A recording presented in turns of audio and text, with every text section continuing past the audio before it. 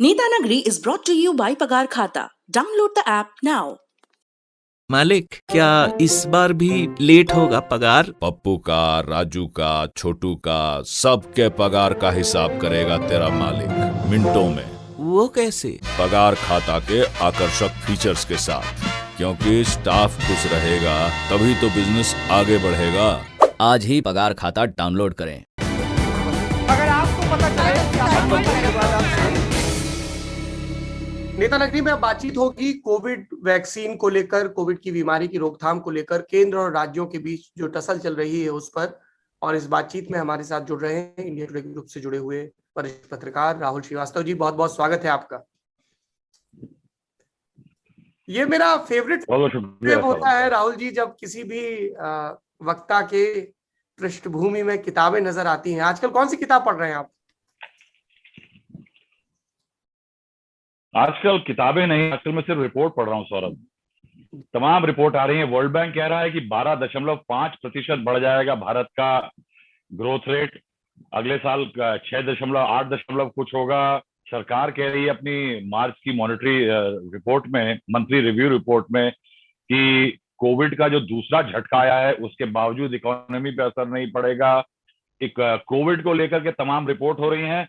मैंने कुछ टेबलें बनाई हैं बैठ करके, बुढ़ापे में बड़े मुश्किल काम किया है कि किस तरह से कितने लोग वैक्सीन लगवा रहे हैं और कहाँ वैक्सीन जा रहे हैं। तो आजकल किताब कम, आंकड़े ज्यादा देख रहा हूँ। आपकी मैं सब बातों से सहमत हूं, लेकिन एक ऑब्जर्वेशन पे आई हाईली ऑब्जेक्ट। बुढ़ापे में, बुढ़ापा तो तब माना जाएगा जब सक्रियता कम हो जाए। अगर आप अभी भी टेबल बना रहे हैं तो फिर आप बूढ़े कैसे हुए? आप तो जवानों से भी ज्यादा जवान हुए। नहीं, बुढ़ापा ये उम्र का तकाजा है टेबल बनाना। बुढ़ापा उम्र का दायरा होता है। जी राहुल जी, सबसे पहले मुझे ये बताइए कि पिछले दिन प्रधानमंत्री और तमाम राज्यों के मुख्यमंत्री के बीच जो फिलहाल कोविड की स्थिति उसको लेकर बातचीत हुई। नाइट कर्फ्यू, वैक्सीनेशन, सख्ती, मास्क, सोशल डिस्टेंसिंग, इन सब चीजों पर बात हुई। सोशल मीडिया पर इस चीज का भी बहुत शोर है कि ये सारे जो पैमाने हैं ये वहां पर क्यों नहीं आयत किए जा रहे हैं जहां पर चुनाव है। बड़ी बड़ी रैलियां हो रही हैं, रोड शो हो रहे हैं, सब चीजें हो रही हैं, अलग अलग किस्म के धार्मिक जलसे और जुटान हो रहे हैं। और इस बीच कुछ पुलिस की क्रूरता के और दूसरे तरह के वीडियो भी आ रहे हैं। मैं आपसे सबसे पहले ये जानना चाहता हूं कि केंद्र और राज्यों के बीच जो टसल है उसमें क्या पॉलिटिक्स चल रही है, चाहे वो टीकों की मांग को लेकर हो या दूसरी चीजों को लेकर।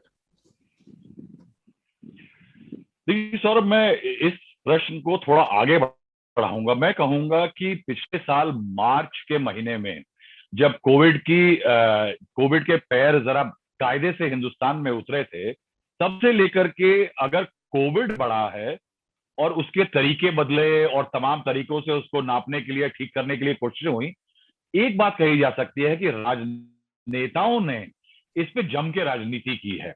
और राजनीति सिर्फ इस बात पे नहीं हो रही है कि चुनाव के मैदान में कहाँ पे कौन क्या कर रहा है, मास्क लग रहा है नहीं। राज्य सरकारें कह रही हैं कि हमारे पास वैक्सीनेशन नहीं है। अगर आप पिछला इतिहास छोड़ दें और जनवरी से इतिहास देखें, तो जब वैक्सीनेशन आया तो अब आप ये कहेंगे कि वैक्सीनेशन आने पे एक पूरे देश में थोड़ी चिंता कम होनी चाहिए थी, सजगता बढ़ती रहनी चाहिए थी। लेकिन आप देखिए तमाम बयानात जो आए, तो नेताओं की रस्साकशी में जो पॉलिटिकल इम्पैक्ट होता है वो उसको देखिए। तो राहुल गांधी, कांग्रेस और तमाम नेताओं, राज्य विपक्ष के नेताओं ने वैक्सीनेशन को लेकर के तमाम चिंताएं जताई। वो चिंताएं जो थी वो चाहे सही रही हो या गलत, उनका एक इम्पैक्ट तो आप कहेंगे कि लोग सशंकित हुए वैक्सीन को लेकर के। और उसको देखिए, उसको लेकर के हालत ये पहुंची कि पूरे देश में जब जो फ्रंट पे थे, मेडिकल फ्रंट पे थे, पुलिस के कर्मी थे, उनमें एक कोविड हेजिटेंसी आई। लोग वैक्सीनेशन लगवाने के लिए नहीं जा रहे थे। आप अगर आंकड़े देखें तो हरियाणा जैसा समृद्ध राज्य है जहां पढ़ाई का स्तर भी ठीक ठाक है, वहां हालत ये है इस समय पे, मैं बताता हूं आपको, कि डेली सिर्फ 63,000 वैक्सीनेशन लग रहे हैं। वहां वैक्सीन लगवाने वाले नहीं है और हालत यह है कि लोग रो रहे हैं कि उनके पास वैक्सीनेशन खत्म हो रहे हैं। हरियाणा को जो अभी आज की तारीख में उनके पास स्टॉक है, उनके पास 12 दिन का स्टॉक है, और नई खेप जो अगर उनके पास आ गई तो 43 दिन का स्टॉक उनके पास होगा। ये हेजिटेंसी के कारण हुआ क्योंकि बड़ी सारी शंकाएं जगा दी गई। एक तरफ शंकाएं जगाई गई, पहले सरकार की तरफ से कोताही हुई कि सरकार और विपक्ष के बीच में समन्वय को, जिसे कहा जा सकता है कि रेजा रेजा तोड़ दिया गया, छील दिया गया, क्योंकि चुनाव भी लड़ने हैं। चुनाव में अगर कहीं सामंजस्य दिख गया तो आपको नुकसान हो सकता है। हालत ये पहुंची कि लोग वैक्सीन लगवा नहीं रहे थे, और उस कगार पे पहुंचने के बाद अचानक जब सेकंड सर्ज आया तो विपक्षी दल कह रहे हैं कि साहब सबको लगा दीजिए वैक्सीन। वही वैक्सीन जो आज से 1.5-2 महीने पहले जिसके बारे में शंकाएं दी जा रही थी, कहा जाता था कि इसकी एफिकेसी नहीं है, इसकी टेस्टिंग प्रॉपर नहीं हुई है, इसको कौन कहता है कि ये ठीक है, ये बाहर से आ रही है, चीन से आ रही है, इसमें बीफ है, इसमें जानवर का मांस है, उसके बाद आज कहा जा रहा है कि सबको वैक्सीन लगा दिया जाए। क्या इस देश की राजनीतिक दलों को ये नहीं मालूम कि इस देश की आबादी 140 करोड़ के करीब है। पूरे दुनिया में इस टाइम सिर्फ 2 बिलियन वैक्सीनेशन है। अगर सारे वैक्सीन भी यहाँ ठूंस दिए जाएं तब भी इस देश की आबादी को वैक्सीनेशन के 2 राउंड नहीं लग सकते, मगर एक उत्तेजना जगाई जा रही है। पहले डाउट क्रिएट गए, दूसरी तरफ उत्तेजना जगाई। इसका कारण सिर्फ ये भी है कि सिर्फ विपक्ष नहीं है सौरभ, कहीं ना मैं कहूंगा कि कहीं सरकार भी ऐसे पेंडेमिक के समय में एक सामंजस्य जो बिठाना चाहिए विपक्ष के साथ में, उनको साथ में लेके बातचीत करते हुए, विपक्ष सीएम के साथ मीटिंगें बहुत होती हैं, लेकिन जो एक सामंजस्य दिखना चाहिए वो आज तक नहीं दिखा है। और उसी का नतीजा है कि हम उन 4 बिना आंख वालों की तरह से हैं जो कि हाथी के पैर तो टटोल रहे हैं मगर ये जानते नहीं है कि हाथी होता कैसा है। राहुल जी, मेरा दूसरा सवाल यह है कि एक बड़े तबके में ये मांग भी चल रही है कि एक जो आपने एज कैप लगा रखी है और एक जो आपने परचेजिंग कैप लगा रखी है, उन 2 पर सरकार पुनर्विचार करे। जो लोग सक्षम हैं, पे कर सकते हैं, who do not want free vaccination, तो 18+ में भी आप अलाउ करें। एक इस चीज को लेकर बहुत प्रमुखता से मांग हो रही है, कई राज्य मांग कर रहे हैं। और दूसरा, ये जो एक मौजूदा सिस्टम है जिसमें केंद्र वैक्सीन खरीद रहा है कंपनी से और फिर स्टेट्स को एलोकेट कर रहा है, तो कई लोगों ने ये भी कहा कि भाई स्टेट अगर डायरेक्टली परचेज करना चाहें तो वो कर सकते हो, सीधे वो कंपनियों से डील करें। तीसरी बात इसमें एक ये भी आ रही है कि अभी तक 2 वैक्सीन हैं, जो कोविशील्ड और कोवैक्सीन, जिसको हम भारत में अलाउ कर रहे हैं, लेकिन और भी कंपनियां हैं, चाहे वो स्पुतनिक हो या जॉनसन की वैक्सीन हो सिंगल डोज वाली, तो हम उनके ट्रायल को भी अगर तेजी से करें और उसको लाएं तो ज्यादा विकल्प रहेंगे। मैं इन 3 विषयों पर जानना चाहता हूं, आपकी क्या राय है? केंद्र और राज्य सरकार कहाँ ठिठके हैं? देखिए, जहां तक बाहर के वैक्सीन और उनकी एफिकेसी और तमाम लाइसेंसिंग के मामले हैं, इसको लेकर के थोड़ी सी शंकाएं हैं। उनके लाइसेंस जॉनसन एंड जॉनसन का कहा जा रहा है कि उनका वैक्सीन जो कि सिंगल डोज वैक्सीन हो सकता है, बाकी 2 जो अभी प्रचलन में है वो डबल डोज वैक्सीन है। जॉनसन एंड जॉनसन का सिंगल डोज वैक्सीन हो सकता है, वो काफी करीब है बाजार में आने के, तो उसको लेकर के थोड़ी सरकार को आस बंधी है। लेकिन अगर आप इस पूरे वैक्सीनेशन ड्राइव को देखें तो इसमें कहीं ना कहीं एक इकोनॉमिक और एक नेशनल इशू इन्वॉल्व हो गया है। नेशनल इशू इन्वॉल्व ये है कि आप ये कहेंगे कि, और लॉजिकल इशू भी है कि बाहर के तमाम वैक्सीन है उनको परमिशन नहीं मिल रही है। देखिए, एक परेशानी जो चल रही है वो ये है कि भारत बहुत तरह से बहुत देशों से पिछड़ा जरूर हो सकता है, मगर वो पूरी दुनिया का वैक्सीनेशन प्रोडक्शन या मैन्युफैक्चरिंग हब है। जितना मैन्युफैक्चरिंग हिंदुस्तान कर सकता है उतना मैन्युफैक्चरिंग बाहर के देश भी हमसे ही बनवाते हैं। अगर आप यूरोपियन यूनियन को देखें, अगर आप यूरोप के देश देखें, अमेरिका को देखें, तो इन बड़े देशों ने ऑलरेडी एक मियाद और एक ऑर्डर इशू कर दिए हैं कि फाइजर हुई और कुछ तमाम कंपनियां, जो बड़ी कंपनियां अमेरिका में जैसे मैन्युफैक्चर कर रही हैं, एस्ट्राजेनेका है इंग्लैंड में, इन कंपनियों के लिए ताकीद कर दिया गया है कि ये अपनी वैक्सीन बाहर नहीं जा सकते हैं। ये बड़े देश जो हैं होर्डिंग कर रहे हैं इस समय अपने देशवासियों को वैक्सीन लगाने के लिए। और इनफैक्ट अभी कुछ दिन पहले ऑस्ट्रेलिया ने शिकायत भी की थी कि यूरोपियन यूनियन पक्षपातपूर्ण रवैया अपना रहा है और ऑस्ट्रेलिया को वैक्सीनेशन वैक्सीन नहीं मिल पा रहे हैं।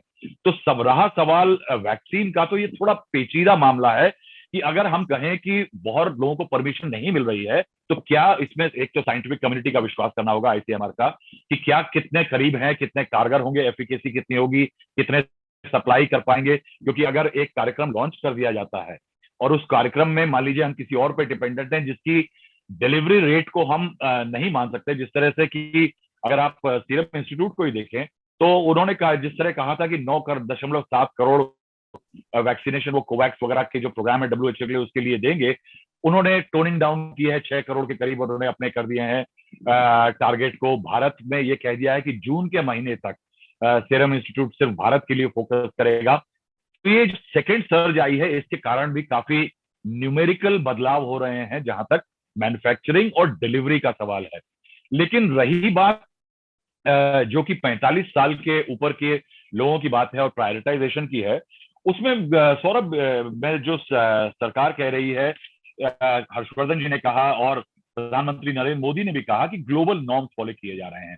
देखिए, अगर इस रेट को अगर आज आप देखें तो भारत ने जितने वैक्सीनेशन अभी तक लगाए हैं वो हमारी प्रोडक्शन कैपेसिटी और अवेलेबिलिटी के सिंक में है। अगर आप इसको दायरे को 18 साल से ऊपर तक ले जाते हैं तो आप एक बहुत बड़ा फ्लड गेट खोल देते हैं number of people who become eligible, यानी जो एलिजिबल हो जाएंगे इस वैक्सीनेशन के लिए। क्या आपका पहला प्रोडक्शन इतना है कि आप उस पूरी डिमांड को मीट कर सकते हैं? क्योंकि अगर अभी तक देखें आप तो भारत में करीब टोटल जो वैक्सीनेशन सप्लाई किए गए हैं उनका नंबर और जो अवेलेबिलिटी में बहुत ज्यादा फर्क नहीं है। और इसको देखते हुए सरकार को लगता है कि कहीं ना कहीं एक सीलिंग बना करके रखनी पड़ेगी, नहीं तो अगर सडन सप्लाई होती डिमांड होती है तो उसको सिस्टम मीट नहीं कर पाएगा। दूसरा, आज की तारीख में जब एक सेकंड सर्ज आ रही है उस टाइम पे सरकार का कहना है कि क्या हमारे पास इतने हेल्थ वर्कर्स हैं या हेल्थ इंफ्रास्ट्रक्चर है कि हम इतने बड़े नंबर को इस स्केल पे अगर वैक्सीनेशन दे पाएंगे। मैं कुछ आंकड़े कोट करूंगा जो कि सरकार के आंकड़ों से आते हैं कि जो कि राज्य सरकारें हैं जहां पे 3 दिन की सप्लाई बची है, यानी जो सरकारें 3 दिन की छोटी सप्लाई मानते हैं, 12 राज्य ऐसे हैं सौरभ जो कि 1 लाख से कम वैक्सीनेशन रोज कर रहे हैं, 1 लाख भी नहीं कर रहे हैं रोज। 4 राज्य ऐसे हैं जो सिर्फ 1 से 2 लाख की का काम कर पा रहे हैं। 8 राज्य ऐसे हैं जो कि 2 लाख से ज्यादा वैक्सीनेशन लगा पा रहे हैं। तो यानी आपकी क्षमता जो है वो इस चीज से दर्शाती है कि 12 राज्य 1 लाख वैक्सीनेशन रोज नहीं लगा पा रहे हैं। जब 1 लाख वैक्सीन नहीं लगा पा रहे 12 राज्य इस देश के, जो कि करीब आधे से थोड़ा कम है या 1/3 मान लीजिए, तो ये कैपेसिटी अगर 18 साल तक एलिजिबिलिटी 18 साल ले जाई जाएगी तो वैक्सीन की अवेलेबिलिटी और अगर देखी जाए तो जो राज्य ऐसे जिनके पास 3 दिन की अवेलेबिलिटी है वो 20 हैं, जो राज्य जिनके पास 10 दिन से ज्यादा की अवेलेबिलिटी है वो सिर्फ 6 हैं। तो आप समझिए कि अवेलेबिलिटी का इशू है और आपकी कैपेबिलिटी का इशू है। इन दोनों इशू के लेते हुए क्या ये डिमांड वाजिब है? लेकिन मैं एक बात कहूंगा कि इसमें सरकार की एक बहुत बड़ी खामी जो मैं अगर आंकड़ों पे देख रहा हूं कि उत्तर प्रदेश को अभी तक 90 लाख वैक्सीनेशन दिए गए हैं, जबकि महाराष्ट्र जैसे राज्य को इससे कम वैक्सीनेशन मिले हैं। और इसमें एक बात तय होनी चाहिए थी कि जो वैक्सीनेशन डिलीवरी का मैकेनिज्म होना चाहिए था वो उन राज्यों को ज्यादा मिलना चाहिए था जहां हैवी लोड शुरू हो गया था सेकेंड सर्ज का, या जहां पिछली बार ज्यादा केसेस कोविड के रिकॉर्ड हुए थे। और अगर आप पिछले आंकड़ों को देखकर कहते तो महाराष्ट्र जैसे राज्य को शुरू में ही ज्यादा वैक्सीनेशन मिलते। और आज जो ये डिमांड आ रही है कि हमारे पास किल्लत है, महाराष्ट्र कहता है कि सिर्फ हमारे पास 3 दिन का वैक्सीनेशन बचा है या 2 दिन का बचा है, ये सवाल जवाब नहीं आ रहे होते। आपका पंजाब क्राइसिस स्टेट था, पंजाब को वैक्सीनेशन कम मिले। आप कह रहे हैं कि बंगाल में चुनाव के दौरान तमाम भीड़ उमड़ रही है, मास्क नहीं लग रहे, सोशल डिस्टेंसिंग मतलब है कि आप एक दूसरे से मिलीमीटर भर की दूरी पे हैं। वेस्ट बंगाल की हालत मैं आपको बताऊं कि 83 लाख उनको वैक्सीनेशन मिले, उसमें से सिर्फ 70 लाख लगे हैं।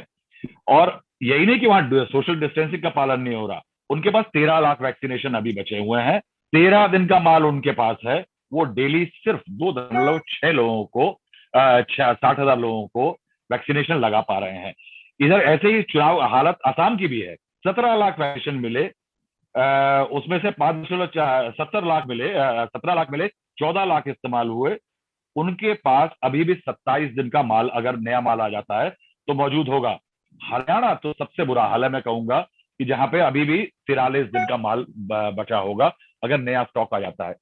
इसको देखते हुए एक बात क्लियर हो रही है कि जिन राज्यों पे हैवी लोड था, क्यों नहीं केंद्र और राज्य के बीच में एक ऐसी पॉलिसी बनी कि जिन राज्यों पे ज्यादा दबाव था पिछली बार और इस बार ज्यादा दबाव आ सकता है, उन राज्यों को क्यों नहीं प्रायोरिटी मिली, तो ये एज और इन सब चीजों के झगड़े जो थे वो खत्म हो जाते। जी, क्योंकि हम जैसे ही सोशल मीडिया या अलग अलग न्यूज सोर्स देखते हैं तो चाहे उत्तर प्रदेश हो, चाहे बिहार हो, चाहे महाराष्ट्र, इस तरह की तस्वीरें लगातार सामने आ रही जिसमें वैक्सीनेशन सेंटर के बाहर एक नोटिस चस्पा कर दिया गया है कि वैक्सीन उपलब्ध नहीं है, इसलिए अभी वैक्सीनेशन नहीं हो रहा है। आखिरी सवाल जो मैं राहुल जी आपसे जानना चाहता हूँ वो ये है कि क्या मतलब इसमें पत्रकार से ज्यादा एक बुजुर्ग के तौर पर मैं आपका ऑब्जर्वेशन जानना चाहता हूँ कि कोविड के शुरुआती 5-6 महीने में हम लोगों ने जिस तरह की सावधानी दिखाई थी एक नागरिक के तौर पर, आपको लगता है उसकी जगह एक किस्म की लापरवाही आ गई है, अब वैसा डर नहीं है? क्योंकि I will be very honest with my viewers, I have lost my people due to COVID, और अभी भी जब मैं बातचीत कर रहा हूं तो मेरे कुछ अपने हैं जो अस्पताल में इस बीमारी से जूझ रहे हैं। और आई विल बी अगेन ऑनेस्ट, कुछ एक मौकों पर मेरे साथ भी ऐसा हुआ कि मुझे जितना ज्यादा मास्क लगा के रहना चाहिए था, गुवाहाटी यूनिवर्सिटी में एक आध मौकों पे मैंने नहीं लगाया, पर मुझे मेरे लोगों ने टोका, दर्शकों ने भी, और उसके बाद I am being very careful about it. पर एक नागरिक के तौर पर मैं देख रहा हूं कि लोगों के अंदर जो एक जरूरी किस्म का भय होना चाहिए, जिससे सावधानी उपजती है कि आप लगातार हाथ धोएं, अपनी इम्यूनिटी को बेटर करने के लिए चीजें कंज्यूम करें, मास्क लगा के पब्लिक प्लेस में जाएं, उसमें भी अभाव दिख रहा है बहुत ज्यादा। जी सौरभ, ये पैंडेमिक जो है ये डिसिप्लिन के नए आयाम मांग रहा है। और एक इनडिसिप्लिन देश में, यानी मैं बहुत बेदर्दी से बोलूंगा कि एक इनडिसिप्लिन देश में कोविड जैसे पैंडेमिक से लड़ना बहुत मुश्किल हो जाता है। मैं आपको एक चीज बताना चाहूंगा कि मेरे जान पहचान में करीब जिन लोगों से मैं आमतौर से मिलता था, उनमें अभी तक करीब 51 लोग जो हैं वो कोविड पॉजिटिव हो चुके हैं। मैं आपको बताना चाहूंगी करीब 10 मार्च 2020 से लेकर के आज तक, क्योंकि हम लोग क्राउड्स में घूमते हैं, बाहर रहते हैं, और ऑफिस जैसा न्यूज सिस्टम जो कि बहुत डिसिप्लिन चाहता है, क्योंकि बड़ा क्रिटिकल ऑपरेशन है। एक आदमी हमारे मास्टर कंट्रोल रूम में अगर बीमार हो जाता है तो वो पूरा सील हो जाता है, तो हमारा ऑपरेशन सील हो जाता है। इसको देखते हुए इंडिया टुडे ग्रुप की तरफ से आप देखिए कि करीब 1 साल से ऊपर का वक्फा हो गया है, मैं ऑफिस के प्रांगण में सिर्फ एक बार गया हूं। ये एक डिसिप्लिन की डिमांड है। हम लोग आज की तारीख में दफ्तर नहीं जाते, कहीं किसी से मिलने जाते हैं तो हाथ में सैनिटाइजर रखते हैं, और पूरे टाइम ये तौबा रहता है कि कहीं कुछ हो ना जाए। देखिए, इस देश में एक महात्मा गांधी ने शुरू किया सफाई आंदोलन, नरेंद्र मोदी ने उसको एक पॉलिटिकल आंदोलन बनाया। ये बात बतानी पड़ती है कि साहब आप अपने हाथ धो लीजिए। मैं कोविड की बात नहीं कर रहा हूं, खाने के बाद हाथ धो लीजिए, खाने से पहले हाथ धो लीजिए, शौच के बाद हाथ धो लीजिए, अपने घर के बाहर कूड़ा मत फेंकिए, रेड लाइट मत तोड़िए। ये कुछ सोसाइटल डिसिप्लिन होते हैं सौरभ, और इसकी जो कमी है पूरा शुरू से, जब से पैंडेमिक शुरू हुआ है, ये आपने मुझसे बुजुर्ग के तौर पे पूछा है, मैं इसलिए इसका जवाब ऐसे दे रहा हूं। अगर पत्रकार होते तो मैं अपनी जीभ काट करके बोलता और बहुत अच्छी अच्छी डिप्लोमेटिक बातें बोलता। मैं एक बात कहना चाहूंगा कि इस देश के में शुरू से, जब से ये लॉकडाउन हुआ, तब से ये हर एक नागरिक और ज्यादातर नागरिकों ने एक चीज व्यवहार दर्शाया कि ये लॉकडाउन सरकार का है। ये घरों में रहने को बोला जा रहा है, पुलिस का काम है। ये डिसिप्लिन से रहना, हाथ धोना, ये पुलिस का काम है, ये सरकार चाहती है, ये वैक्सीनेशन सरकार चाहती है। ये हमने कभी इंटरनलाइज नहीं किया एज ए सोसाइटी कि ये हमारे लिए जरूरी है। ये पैंडेमिक हमको असर करता है, ये लॉकडाउन हमारा है। देखिए मुश्किलात बहुत हुई, जिन लोगों की मुश्किलात हुई सौरभ, आज उनकी तरफ से एक चू की आवाज नहीं है। एक पलायन हुआ, तमाम लोग अपने घर भाग के बिहार, बंगाल, असम, उड़ीसा गए। उनका दर्द सोचिए कि ये बीमारी पासपोर्ट वाले लाए थे, राशन कार्ड वालों की जिंदगियों पर असर पड़ा, वो छोड़ करके अपने गांव पहुंचे, भूख से बिलबिलाते हुए दोबारा वो शहर पहुंचे। और उसी बेकदरी और बेख्याली में जब दोबारा बंबई में आज केसेस बढ़ रहे हैं, तो वो तीसरी बार पलायन कर रहा है क्योंकि उसको फिर से मौत का डर सता रहा है। सौरभ, ये सोसाइटल डिसिप्लिन के मामले हैं। अगर आप आंकड़ों को देखिए तो ये जो सेकेंड सर्ज है, इसमें सबसे ज्यादा नंबर उन लोगों का है जो कि 20 से लेकर के 35 साल के हैं। सौरभ, ये लोग हैं शहरों में रहने वाले, मेट्रोपॉलिटन में रहने वाले, मुंबई और पुणे जैसे शहरों में रहने वाले, दिल्ली शहरों में रहने वाले, जो कि अचानक पैंडेमिक में रहते हुए कोविड फटीग के शिकार हुए और इन्होंने फटीग के चलते अपने डिसिप्लिन छोड़ दिए। और उसके कारण आप देखिए इन्हीं सेंटर्स में आज की तारीख में ज्यादा परेशानियां आ रही हैं।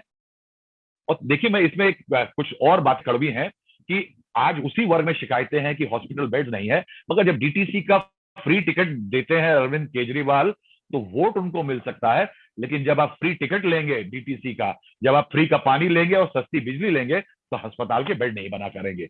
ये बहुत सारे सोसाइटल डिसिप्लिन हैं जो हिंदुस्तान में उनकी धीरे धीरे नींव रखी जानी जरूरी है और लोगों को उसका अपनाना जरूरी है। जी, एक आखिरी चीज पर मैं आपकी टिप्पणी चाहूंगा राहुल जी। कई लोग ये भी लिख रहे हैं कि जब हमारे पास वैक्सीन की कमी है तो ये विदेश को वैक्सीन भेजना, ये कौन सी डिप्लोमेसी है? नरेंद्र मोदी की नेतृत्व क्षमता पर भी सवाल उठाए जा रहे हैं। देखिए अभी तक मैं अगर आंकड़े देखे जाएं तो ये कहा जाएगा कि करीब 6 करोड़ से ऊपर वैक्सीनेशन जो है वो विदेश में चले गए हैं। आधार पूनावाला ने, सीरम इंस्टीट्यूट वालों ने अभी कह दिया है कि जून तक प्रायोरिटी के हिसाब से प्राथमिकता रहेगी कि हिंदुस्तान के अंदर रहें। लेकिन अगर आप आंकड़े देखे जाएं तो भारत का जो रेट है, अगर वैक्सीनेशन का जो वैक्सीनेशन रेट मैंने आपको बताया कि जितने वैक्सीनेशन लग रहे हैं रोज के हिसाब से, उस हिसाब से अगर देखा जाए तो ये बात कहना कि विदेश भेज दिए गए वैक्सीनेशन और इस देश में किल्लत है, ये बात थोड़ी जमती नहीं है।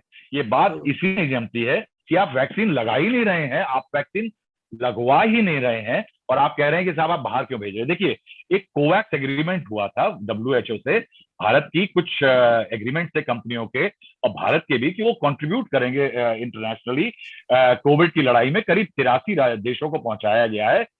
सौरभ, आज की तारीख में 82 देश ऐसे हैं जिनको उम्मीद नहीं है कि 2023 तक वैक्सीनेशन उनके देश में शुरू हो पाएगा या तेजी में आ पाएगा।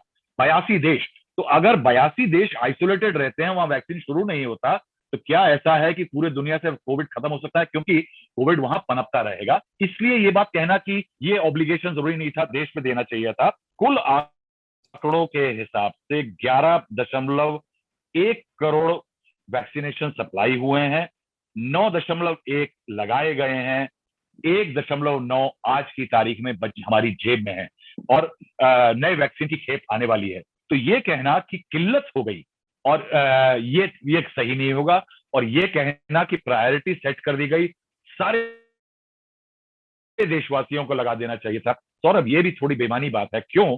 क्योंकि ये पॉसिबल नहीं है, क्योंकि आज की तारीख में दुनिया में अगर 2 बिलियन वैक्सीनेशन अवेलेबल हैं और भारत देश की आबादी 1.4 है, तो 2 राउंड के वैक्सीनेशन को सबको लगाने की काम आज की तारीख में किसी भी तरह से पॉसिबिलिटी है ही नहीं।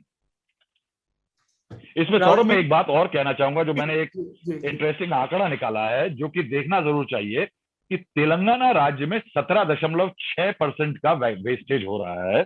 आंध्र प्रदेश जैसे राज्य में 11.6% का वेस्टेज हो रहा है। कर्नाटक जैसे डेवलप्ड राज्य में 6.9% वैक्सीन वेस्ट हो रहा है। जम्मू एंड कश्मीर में 6.6, क्योंकि 370 से अचानक वहां का इंफ्रास्ट्रक्चर ठीक नहीं, हटाए जाने से ठीक नहीं हो जाता है। भारत का एवरेज 6.5 5% है वेस्टेज का। क्या इसमें कमी की जा सकती है? अगर ये कमी की जा सकती है तो 11 करोड़ का 6% काफी होता है। कुछ बातें इसी में है कि अगर जैसे हरियाणा जैसे राज्य हैं जहां पे स्टॉक बहुत ज्यादा है, लगवाने वाले नहीं है, तो क्या वहां रैशनलाइजेशन हो सकता है? लेकिन इस सब का हल तभी निकल सकता है जब राजनीतिक दल, पॉलिटिकल पार्टीज, केंद्र और राज्य सरकारें राजनीतिक नफे नुकसान से ऊपर उठ करके साथ में बैठ जाएं, क्योंकि ये पैंडेमिक है, चुनाव नहीं। बिल्कुल, ये पैंडेमिक है, चुनाव नहीं। और जिंदगी रहेगी तभी सारी सियासी दांवपेच बचे रहेंगे।